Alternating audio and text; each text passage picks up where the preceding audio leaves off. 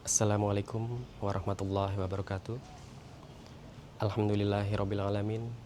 Assalatu wassalamu ala asrofil anbiya'i wal mursalin wa ala alihi wa sahbihi ajma'in.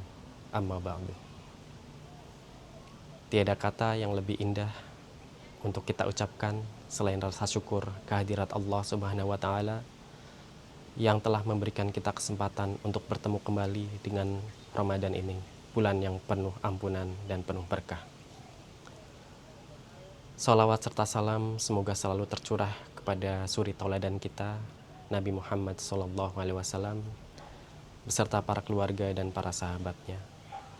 Sehingga pada yaumil akhir nanti kita dapat mendapatkan syafaatnya. Hadirin wal hadirat jamaah yang dirahmati Allah.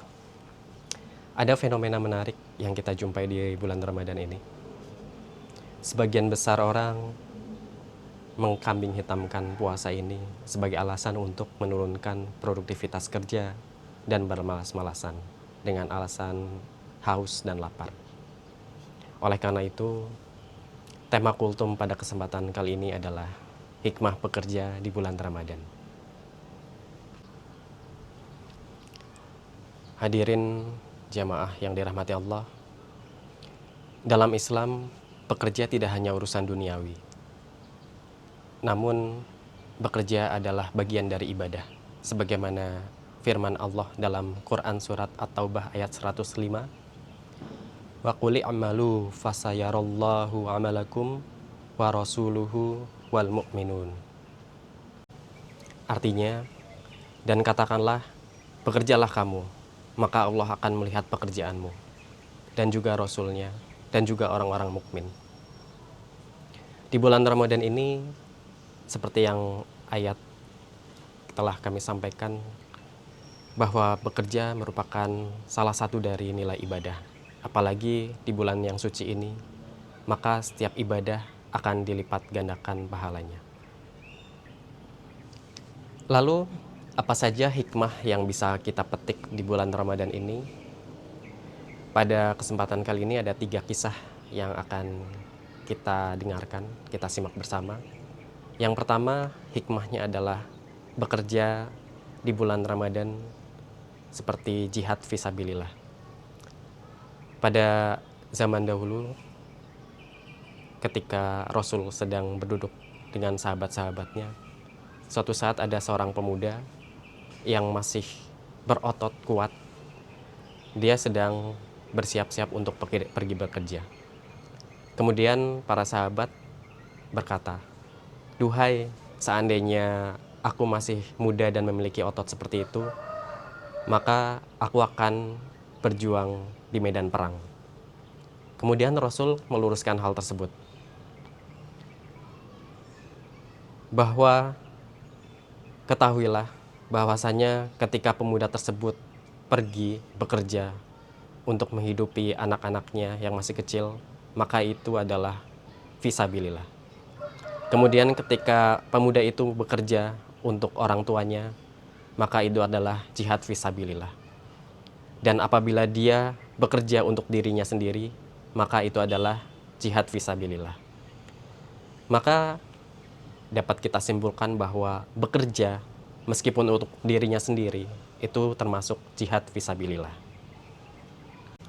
Hikmah yang kedua yaitu bekerja dapat mengangkat kemuliaan seorang muslim.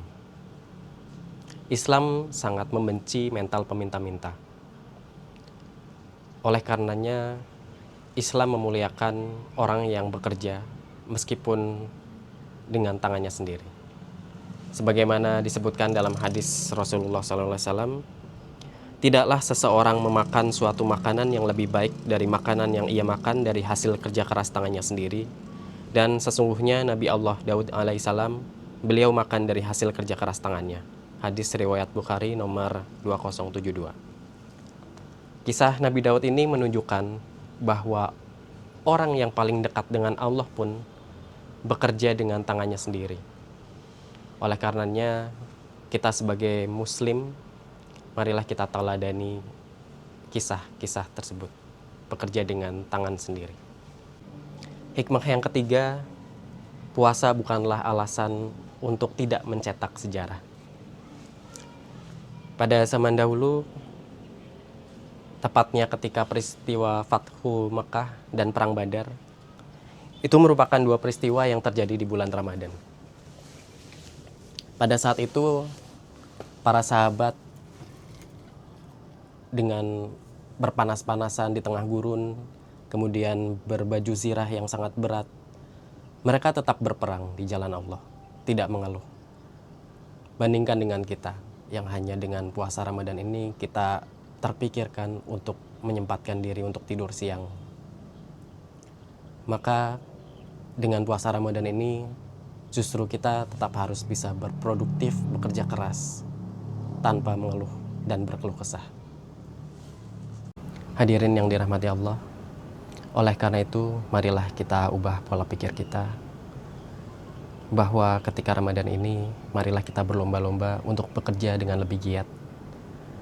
Rasakan bahwa setiap pekerjaan kita akan mendapatkan ladang pahala yang berlipat-lipat dan juga mendapatkan pengawasan dari Allah. Semoga di yaumul akhir nanti kita mendapatkan rahmat dan kasih sayang Allah berkat dari pekerjaan kita yang kita lakukan dengan ikhlas ini. Marilah tetap giat bekerja, jangan patah semangat. Mari kita teladani kisah-kisah dari Rasulullah.